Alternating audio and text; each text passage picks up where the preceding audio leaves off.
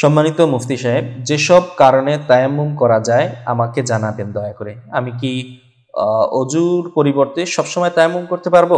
নাকি বিশেষ কোনো কারণে আমি তায়াম্মুম করতে পারবো?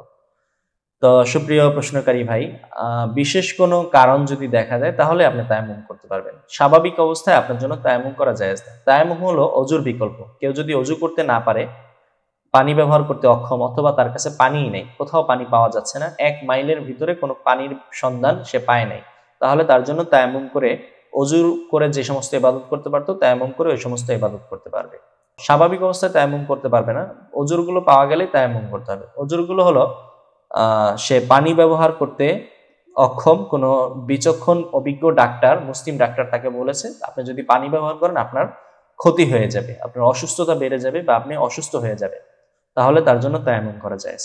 অথবা অভিজ্ঞ ডাক্তার বলে নাই, তারই তাজরিবা আছে, অভিজ্ঞতা আছে যে আমি পানি ব্যবহার করলে অসুস্থতা বেড়ে যাবে একিনি ভাবে, সুনিশ্চিত ভাবে, অথবা অসুস্থ হয়ে যাবে, তাহলে সে তায়াম্মুম করতে পারবে।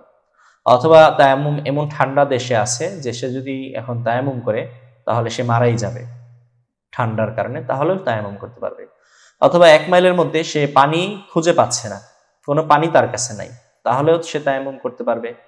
অথবা ১ মাইলের ভিতরে পানি আছে ঠিকই, কিন্তু পানি পর্যন্ত সে যেতে পারছে না। মনে করেন ঘরের বাহিরে পানি আছে, কিন্তু ঘরের বাহিরে যদি যায় অনেক গোলাগুলি হচ্ছে, গন্ডগোল হচ্ছে, অথবা বাড়ির বাহিরে যদি যায় তাহলে তাকে কোনো হিংস্র প্রাণী আঘাত করবে অথবা সাপে কাটবে, এরকম আশঙ্কা যদি থাকে, অথবা চোর ডাকাতে তাকে মেরে ফেলবে, যদি এরকম আশঙ্কা থাকে তাহলে সে